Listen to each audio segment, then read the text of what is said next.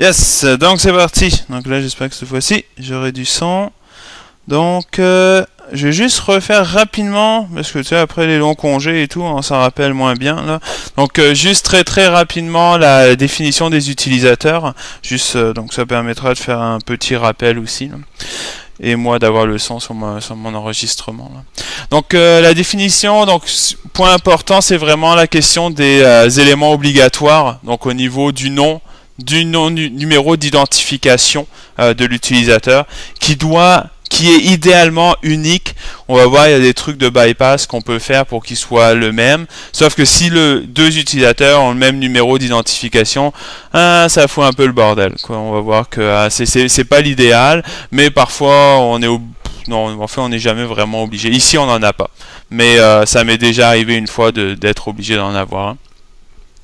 Un groupe, donc chaque utilisateur est obligatoirement membre d'un groupe qu'on appelle son groupe primaire. Donc quand on va créer après un fichier, le owner du fichier, c'est le owner, l'utilisateur, et le groupe owner, c'est son groupe primaire par défaut qui est toujours seté. Donc il est obligatoire d'avoir un groupe primaire. Un Home Directory qui est défini, donc le répertoire personnel de l'utilisateur. Ce répertoire-là, bien que défini, n'est pas obligé d'exister réellement.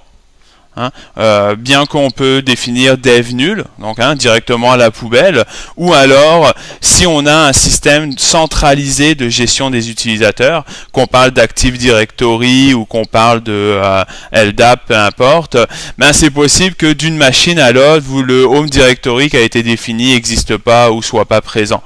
Donc ça arrive. Donc il faut qu'il soit défini, mais idéalement qu'il soit là. C'est plus facile pour l'utilisateur s'il a configuré des paramètres customisés, son bash par exemple, son shell, mais il n'est pas physiquement obligé d'être présent, juste d'être défini.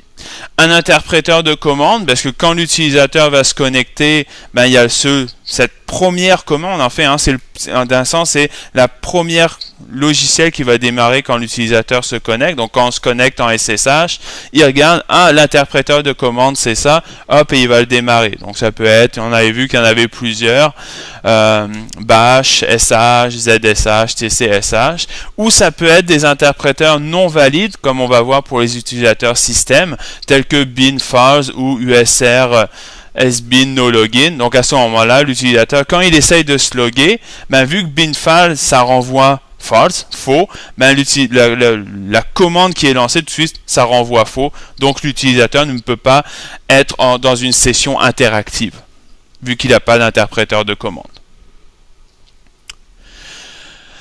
Les optionnels, il peut avoir les commentaires, où on va voir qu'on peut rentrer un nom le vrai nom de l'utilisateur ou comment le rejoindre, numéro de téléphone et tout. C'est plus ou moins utilisé dans la réalité.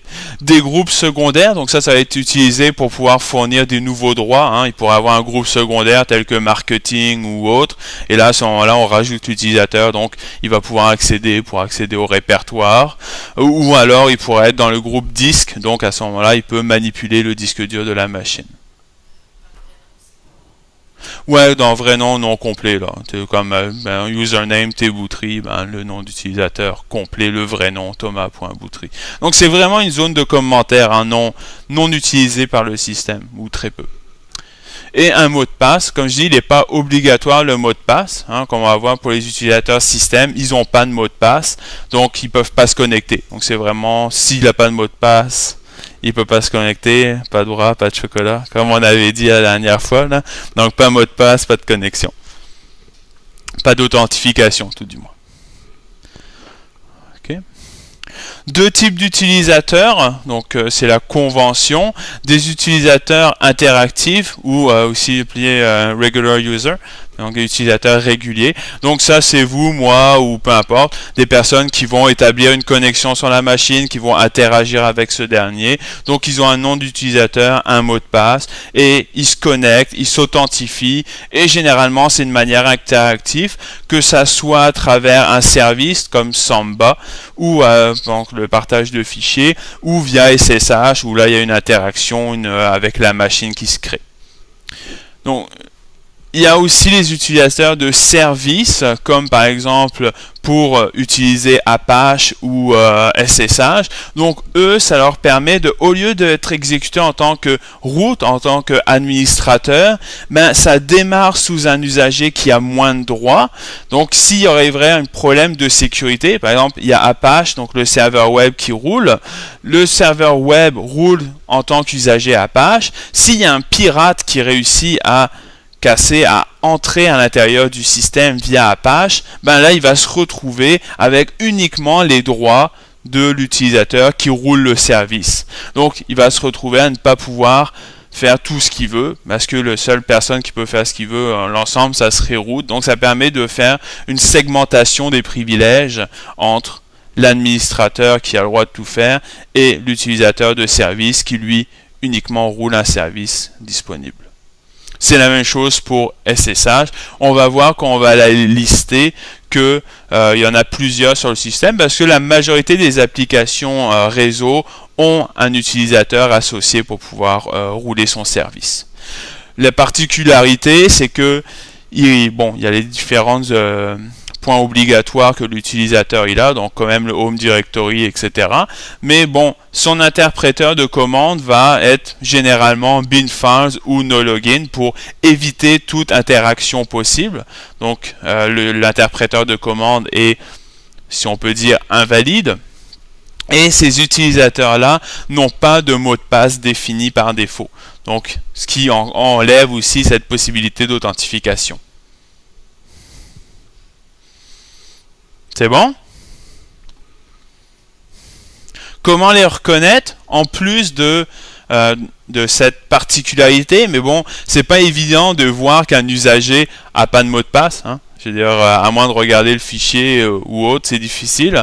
Le numéro d'identification qu'ils ont, ces utilisateurs-là, ont une nomenclature, ont un standard qui malheureusement diffère entre une distribution et une autre. Là, comme d'habitude, je montre toujours les deux distributions, le Ubuntu et le Red Hat. Donc, l'utilisateur Ubuntu, l'utilisateur de service a un numéro d'identification 999 ou plus bas, et l'usager régulier commence à 1000 et plus haut. C'est pour ça que d'ailleurs, lors de l'installation de la machine qu'on avait fait au tout début, je vais juste l'envoyer dans l'autre desktop, si on regarde le ID, mon utilisateur admin, donc le premier utilisateur que j'avais créé a le UID 1000, parce que c'est le premier utilisateur et c'est un utilisateur régulier, vu que j'ai de l'interaction avec. Alors que sous Red Hat, les usagers de service sont en bas de 500 et les utilisateurs réguliers sont en haut. Okay? Comme je dis, c'est vraiment une convention, on n'est pas obligé de la suivre, par contre c'est fortement conseillé de le faire. D'ailleurs, si on définit des usagers plus bas, donc qui sont dans la catégorie utilisateur de service, et que, imaginons, je crée un utilisateur et je lui donne le UID 26 par exemple, et après j'installe un logiciel, par exemple le serveur de DNS, et que lui, dans son package, dans son installation, il crée un usager de service qui a le même UID, ben là ça va commencer à causer des problèmes. Donc c'est vraiment déconseillé de jouer à l'intérieur de ces UID. On va voir lors de la création des usagers que en soi, on n'a pas vraiment besoin de s'en soucier, parce que lorsqu'on va créer un utilisateur, on va dire créer l'usager, on va lui dire c'est un usager régulier et automatiquement lui il va incrémenter. Donc pour nous c'est transparent, et même chose pour les utilisateurs système, il va juste incrémenter à l'intérieur. Donc, mais c'est juste important de comprendre ou de saisir cette. Des questions? Je passe un peu plus vite vu qu'on l'avait déjà vu là, dans la session. Donc on se retrouve dans la visualisation. On ne l'avait pas fait, hein, ça, la visualisation la dernière fois. On s'était arrêté dans la description. Donc la visualisation, donc avant de pouvoir commencer à créer des utilisateurs, je me suis dit qu'on allait voir ceux qui existaient déjà, ce qui va nous permettre de valider qu'on crée bien nos users. Donc au niveau de l'utilisateur, d'ailleurs c'est ce que j'ai fait un peu plus tôt, j'ai utilisé la commande ID qui nous permet de voir l'information sur l'utilisateur courant. Donc si je fais juste la commande ID, il me montre l'information du usager courant avec le UID, le GID et les groupes secondaires auxquels il y a accès. Donc oui, donc ça ici, si on regarde comme tu dis, ça c'est le numéro, donc et après tu as le nom qui lui est attribué. Comme j'ai dit, ici, ça, parce qu'on va voir aussi que dans les groupes, c'est comme pour les usagers, c'est-à-dire qu'il y a des groupes de services et des groupes réguliers que nous on va créer. Et oui. Voilà, c'est ça. En fait, le système vient avec des groupes. Comme là, mon utilisateur a accès à des groupes secondaires. Donc, bon, admin, cd-rom, sudo. Et si je regarde cd-rom, donc avec le GID 24, en fait, ce que ça va me donner, c'est accès. Bon, dev, cd-rom, on avait vu que c'était un lien symbolique. Donc, je vais regarder dev, sr0. Ça va me permettre d'avoir les droits sur le device dev SR0. Donc grâce à ce groupe secondaire auquel mon utilisateur est membre, il va pouvoir lire et écrire sur le device dev SR0. Là on voit, c'est écrit root cd-rom, mais si je fais l'affichage en numérique, en fait, ça me donne 0, donc c'est l'utilisateur root, et le 24 qu'on retrouve, qui est le GID du groupe, cd-rom. Parce que en fait, et c'est pour ça l'importance du UID et du GID, c'est que nous, on le voit avec des noms ici, mais en réalité, au niveau du file system, il utilise uniquement les numéros pour faire l'assignation des permissions. C'est pour ça qu'on faisait mention un peu plus tôt que le fait que le numéro il doit être unique, sinon ça va causer des problématiques de permission parce que c'est juste le numéro qui est utilisé au niveau du système. Bien sûr, au niveau de l'authentification, là il utilise le nom réel. Mais après pour les permissions, ça va être juste le UID.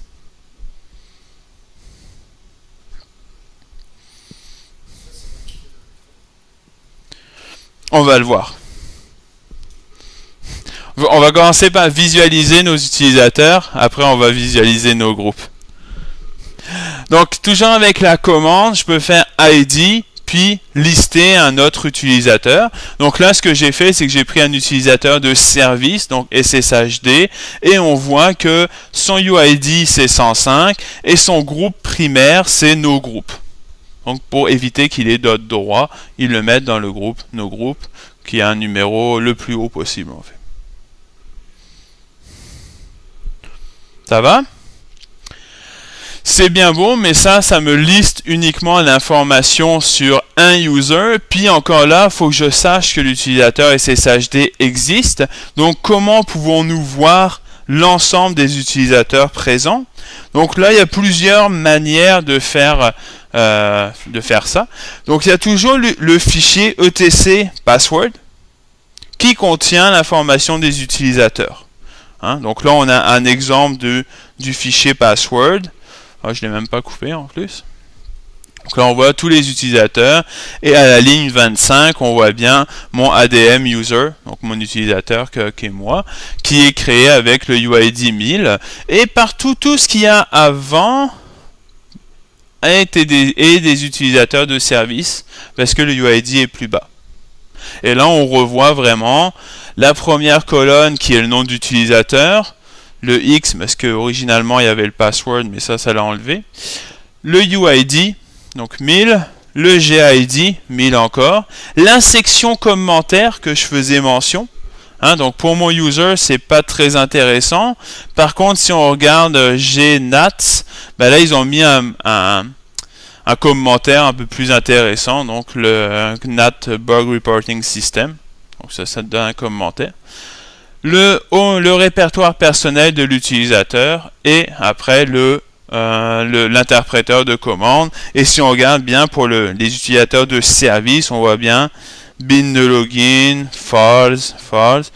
Pourquoi lui il a un interpréteur de commande? Il faudrait regarder la documentation à voir si c'est pertinent ou non. Je ne pense pas, mais bon, ça c'est autre chose. Je pense pas que le serveur ou Apache ait besoin d'un shell. Mais bon, il faudrait regarder au niveau des systèmes de sécurité qu'est-ce qui serait le plus adéquat pour pouvoir faire nos modifications. Pourquoi j'ai des virgules? Ça c'est à cause que Ubuntu, comment il fonctionne, c'est qu'on va voir quand on va créer des utilisateurs, ça nous permet de...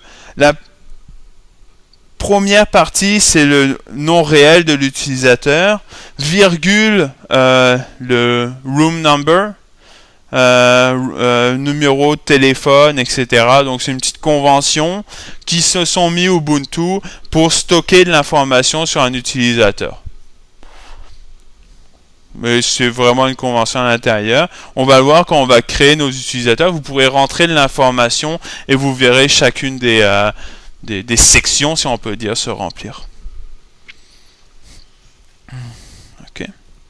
Donc vous pouvez toujours faire man 5 password pour avoir l'information sur la structure du fichier. Bien sûr, si vous faites des modifications à l'intérieur de ce fichier, ben, c'est à votre risque et péril. Hein, si on fait une erreur de frappe, imaginons que je me trompe dans l'interpréteur de commande pour mon utilisateur, ben, c'est possible que j'arrive plus à me connecter dessus. Donc, il y a toujours des risques présents. Par contre, une autre manière de voir les utilisateurs, c'est d'utiliser la commande getEnt password. getEnt password. Avec cette commande, je vais récolter, ah ben là j'avais même fait des utilisateurs de test, l'information sur mon user, sur les users présents sur le système. Donc si on regarde, là je viens de faire la commande, ça m'a listé les utilisateurs qui sont présents. Si je regarde, si je fais un cat de etc password, j'ai exactement le même résultat. Donc il n'y a pas de différence entre les deux dans notre cas présent.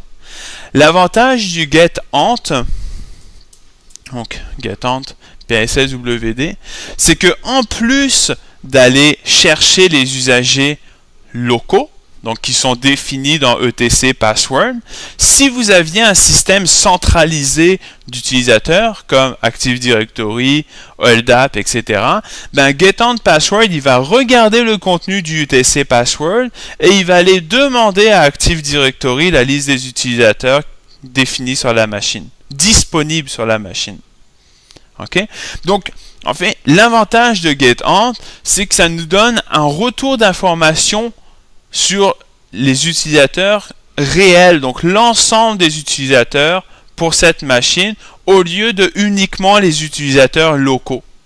Comme je dis, dans notre cas, c'est les mêmes, mais si on est sur un serveur, c'est possible que le résultat entre etc password et getEnt diverge, parce que le fichier, il va chercher en plus les usagers locaux plus les usagers externes, définis externes. Donc c'est toujours une bonne pratique quand on cherche des utilisateurs et qu'on sait pas, pas nécessairement les utilisateurs locaux, d'utiliser la commande getEnt password plutôt que le fichier. Après on peut se demander pourquoi l'utilisateur il marche mais que ça marche, qu'il y a un problème. Ok.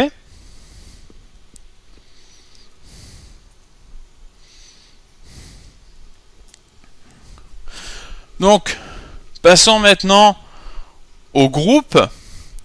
Donc, même chose, hein, il y a encore des parties obligatoires et non obligatoires. Donc, le groupe obligatoire, il est obligé d'avoir un nom et un numéro d'identification et optionnellement des membres. Bien entendu, on pourrait avoir un groupe qui n'a pas de membres, qui serait vide. Bon. Rebelote. Il y a des groupes de services et des groupes réguliers, encore une fois avec une nomenclature de GID avec des numéros, et encore une fois divergent de Ubuntu à Red Hat, et toujours pareil, c'est une convention, mais c'est pas obligatoire, sauf que si on les suit pas, on risque d'avoir un problème, ou du moins que l'autre admin qui va arriver sera pas content. Et si c'est moi, encore plus. Visualisation du groupe. Donc on avait vu qu'il y avait le fichier etc password, du moins PASSWD, qui contient la liste des utilisateurs présents localement sur le système. Là on retrouve la même chose avec etc group. Voilà, cette fois-ci j'ai coupé la output, mais donc etc group qui contient les groupes, donc la première colonne étant les groupes, la deuxième encore un X, le GID et après 2 points les utilisateurs qui sont membres de ce groupe.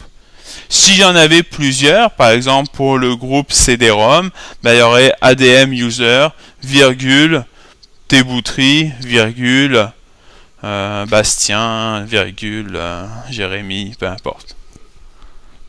Les noms peuvent varier. Et ça va être les noms des utilisateurs et non pas le GID là-dessus. Okay. Encore une fois, bon, le man 5, alors là, le warning, c'est si vous faites une modification à l'intérieur de ce fichier, bon, c'est à vos risques et périls. J'avoue que personnellement, on va voir les commandes pour modifier les groupes. Mais bon, pour le TC gros, je fais souvent un VI dedans. Hein? Après, hein? Password? Ça dépend de la température externe. Non, mais non, j'essaie d'éviter, mais ouais, c'est ça. Quand je suis tout seul, qu'on me voit pas, ben ça, hein? Après tout. Ça dépend aussi qu'est-ce que je vais modifier là. Si je modifie le commentaire d'un utilisateur, hein, on s'entend que c'est pas trop grave. Puis après, ça dépend. Donc, mais par contre, encore une fois, on retrouve la commande getEnt, cette fois-ci groupe, non plus PASSWD, qui nous permet de récupérer la liste des groupes. Et même concept que pour le getEnt PASSWD, en plus de récupérer la liste des groupes des utilisateurs, des groupes locaux, il va aller chercher les groupes externes qui seraient dans Active Directory, LDAP ou autre.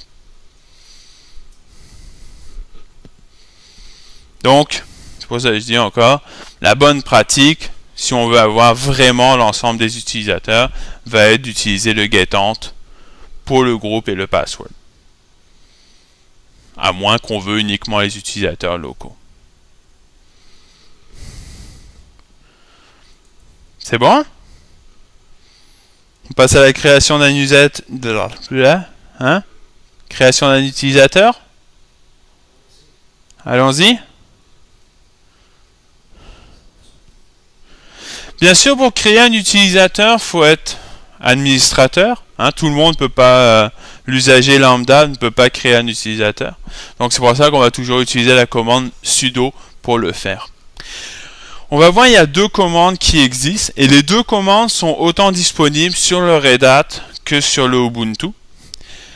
J'ai juste voulu vous montrer en fait la commande user add qui est la commande traditionnelle qui est utilisée sur Unix. Donc elle va en plus marcher sur Solaris, SCO ou d'autres Unix privatifs.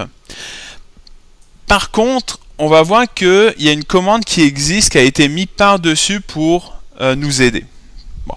Si on regarde d'abord cette commande, donc on va taper sudo user add Thomas, par exemple dans mon cas.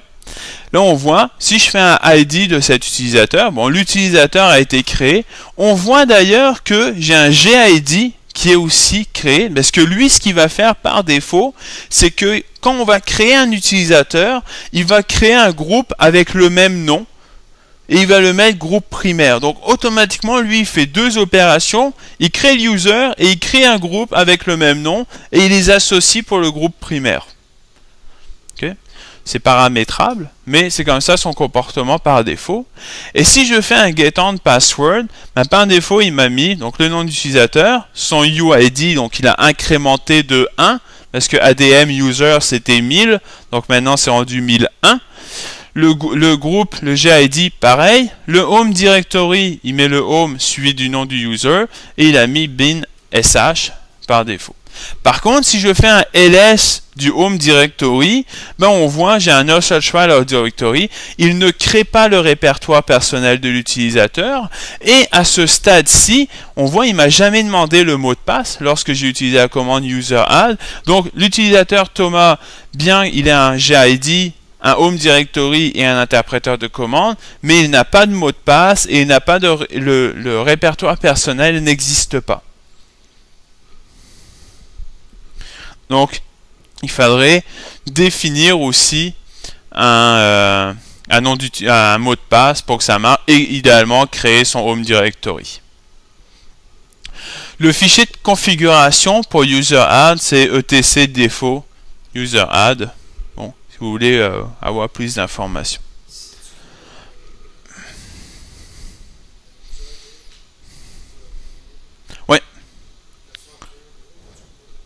Non, il va toujours incrémenter en fait. Exactement. Même si je crée manuellement un utilisateur, puis je mettrai 1100. Ok, donc entre 1001 puis 1100, il n'y a aucun utilisateur. Le prochain utilisateur que je vais créer, ça va être 1101. Ok, donc lui, qu'est-ce qu'il fait? C'est qu'il regarde dans la liste et il dit c'est quoi le prochain c'est quoi le UID le plus haut, et il prend le prochain. Donc, si on veut remplir les trous, faut lui définir un UID à la main.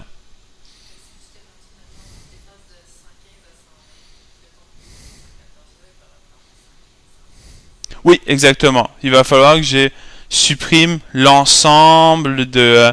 en fait, il faut que mon plus haut soit le 115 ou 114 dans le cas de l'exemple que tu avais nommé là. Donc il va falloir tout ce que je les supprime, mais dans la pratique, on va combler les trous à la main, ou alors on va dire juste ah well. Parce que même si je supprime l'utilisateur, les permissions des fichiers sont associées au numéro. Hein. Donc ça veut dire que si je supprime l'utilisateur, que son répertoire personnel il reste présent sur le système et que je réutilise son numéro, ben la personne qui va avoir ce nouveau numéro-là va avoir accès aux anciens fichiers de l'autre. Donc, il faut faire attention avec la réutilisation du UID. Il va bien falloir penser à déplacer les fichiers du répertoire personnel du usager qu'on a supprimé si on réutilise son UID. Ouais, c'est ça. Par contre, on va voir que avec la commande find, on peut chercher avec le UID, donc avec le numéro, ce qui me permettrait de repasser sur mon système puis récupérer tous les fichiers appartenant à l'ancien UID. Ça serait possible. Ça serait un bon exercice. Tiens. Merci. Je suis toujours un peu à court d'exercice. Ok. Par contre, il y a une autre commande qui existe qui s'appelle add user. Ils ont interverti le user add pour add user. Yeah, c'est super magnifique. Hein, un peu. Vive l'inspiration. Ok. Donc, en fait, add user, c'est un wrapper par-dessus user add. Ouhou. Et la grande fonctionnalité en fait de add user versus user add, c'est que il va te créer ton home directory, il va te demander un password et il y a d'autres options qui sont disponibles, dont l'option de mettre -- système pour créer un utilisateur de type service, un utilisateur système, comparativement à créer un utilisateur de type régulier. Après, c'est chacun ses choix. J'avoue que moi, personnellement, j'utilise toujours add user. Pourquoi? Parce que quand je crée un user, j'ai envie que le home directory soit créé automatiquement et j'ai envie aussi de définir un mot de passe. Parce que si je suis pour faire 3 autres commandes en plus, là. Hein, parce que en plus, si je crée manuellement moi-même le home directory, il faut que je change les permissions du home directory. Hein. Donc, je vais toujours utiliser add user. Parce qu'il va me faire les opérations dessus. Il y a le fichier de configuration qui est etc add user, qu'on va voir un petit peu là, qui va me permettre de définir des utilisateurs. Donc, voici un exemple donc là, de l'utilisation de add user avec l'utilisateur Tom. Donc là, à ce moment-ci, il m'indique qu'il a ajouté l'utilisateur. Il a ajouté le nouveau groupe aussi 10002, hein, évidemment, parce que Thomas c'est le 10001. Il ajoute, en plus il est plus, il me parle plus en fait le système. Là il a créé le Home Directory Home Tom, et il a copié les fichiers de etc_scale à l'intérieur de ce répertoire là. Donc ça, en fait, l'avantage de etc_scale, c'est que ça me permet qu'il y ait déjà des fichiers qui soient copiés à l'intérieur du répertoire Home Directory. Imaginons, je pourrais avoir comment t'appelles ça là, la politique de l'entreprise sur l'utilisation du système qui soit automatiquement copiée dans le Home. Hein, par exemple, ou autre. Donc ça me permet d'avoir déjà un répertoire personnel populé. Après, il me demande le mot de passe, et là, il me permet de rentrer les commentaires. Donc ça, c'est ça que je disais quand on avait vu les virgules, etc. Là. Mais ici, en fait, c'est le nom complet, le room number, work phone, home phone. Mais tout ça, ça va être séparé avec des espaces. Hein, si je reprends... là je pense que ouais, c'est ça. Ici on le voit hein, d'ailleurs à la ligne 24. Donc là Tom qui est le full name, virgule, virgule, virgule, puis le other j'ai mis demo user. Hein, donc sinon il aurait complété. Mais ça c'est vraiment c'est optionnel. Hein. Donc là on voit, j'ai bien mon ID Tom. Si je fais le get on password, bon déjà en plus j'ai pas le même interpréteur de commande, je vais avoir le bash. Et ici si je fais un ls-a, ça c'est fichier .bash logout, .bashrc, .profile. En fait ils sont contenus à l'intérieur du répertoire etc_scale.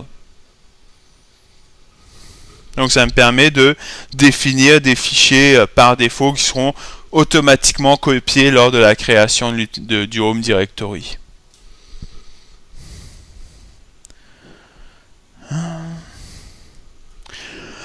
Moi, là après, hein, c'est chacun son truc. Hein. Moi, j'aime pas quand chaque utilisateur a son groupe perso. Hein.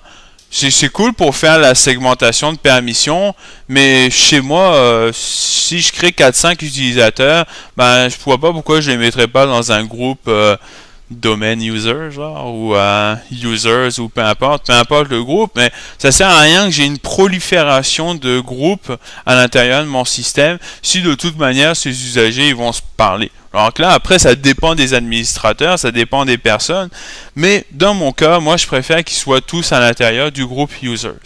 Si je reprends, j'ai un groupe déjà à l'intérieur du système qui s'appelle users, donc avec le 100. Et là, je vais recréer l'utilisateur Robert ou Bob à l'intérieur et je vais mettre le groupe primaire. Oups, je vais monter un petit peu trop haut. Hop. Donc là, à ce moment-ci, j'ai passé en paramètre le GID 100. Donc là, à ce moment-ci, l'utilisateur Bob va être membre du groupe users. Donc ça va être son groupe primaire. Donc si on regarde à la fin, à la ligne 20, le UID il a changé, mais à ce moment-ci, son GID, ça va être son groupe primaire. Maintenant, ce n'est plus que users. Donc j'ai plus une prolifération de création de groupes avec le même nom que mon utilisateur. Okay. Et on voit d'ailleurs, si je liste le Home Directory, le groupe propriétaire maintenant, c'est users pour Bob. Ça va?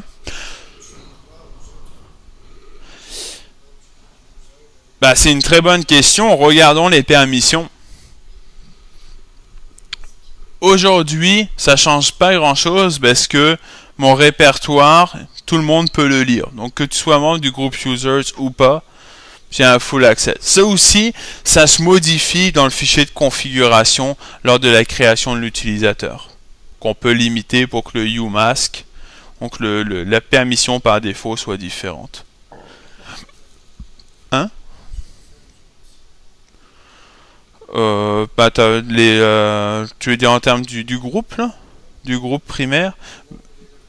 Tout le monde est dans le groupe users, mais tout le monde ne peut pas lire nécessairement à l'externe.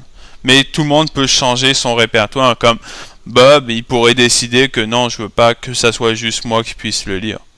Après, c'est la responsabilité de chacun de changer comme ils veulent. Okay. Moi, ça m'embête de devoir toujours passer en argument GGID 100. Hein, parce que c'est sûr que, bon, ben, à un moment donné, on est bourré ou autre, ben, on oublie de le faire. Hein, c'est-à-dire, ça arrive. Hein, on n'est pas toujours soit à jeun, surtout à la maison. Hein. On n'est pas toujours d'astreinte non plus.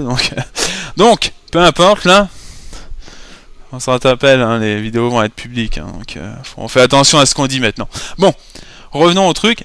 Je peux définir à l'intérieur du fichier add_user pour dire que ici on a j'ai fait un output là des lignes avec les bons numéros là. Donc ici j'ai changé la valeur user group pour que ça soit toujours un GID. Si c'était un no, comme dit le commentaire au-dessus, il crée automatiquement un groupe associé avec l'usager. Et là je lui ai dit bon ben les usagers vont être membres du groupe 100 par défaut tout le temps, à moins que je le redéfinisse. Donc ça me permet que maintenant je peux faire un add user Peter, puis là maintenant il va le créer, adding new user group, donc à la ligne 3 à l'intérieur de users, et j'ai pas eu besoin de définir le GID associé.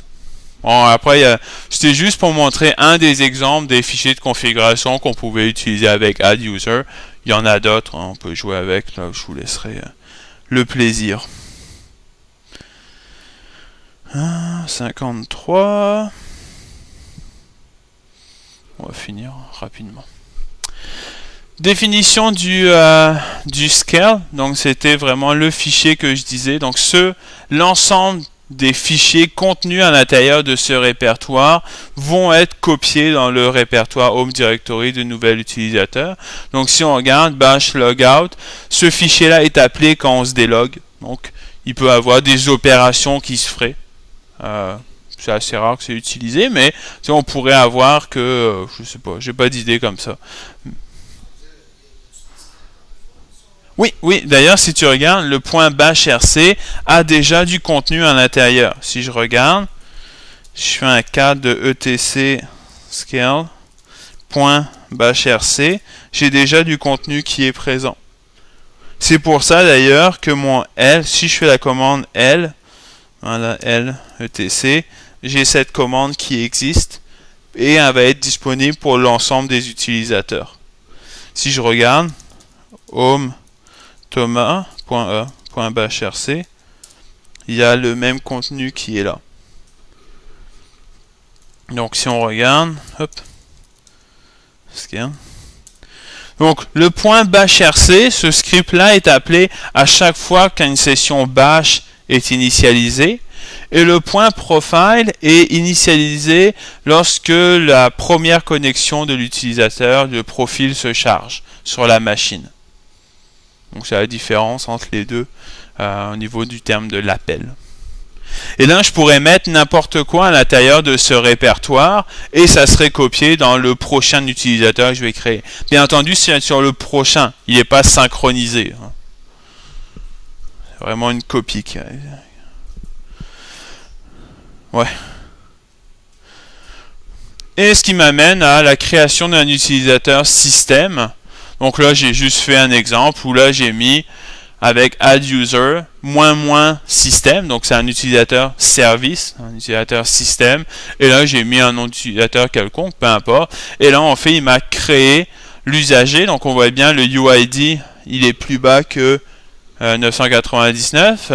Et bon, il a mis ça à l'intérieur du groupe NoGroups, vu que j'avais dit de pas créer un nouveau groupe pour chaque utilisateur. Il est quand même assez intelligent pour dire que je ne vais pas le mettre dans Users.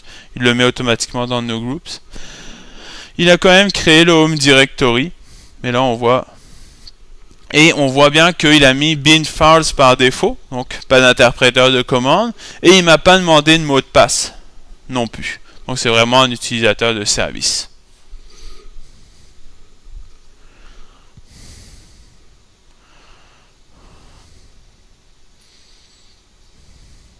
C'est bon?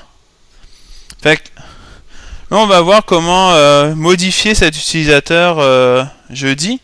On va voir aussi comment le supprimer, hein, parce que ça, ça peut être intéressant. Puis après, il y aura la gestion du groupe, etc. Des questions?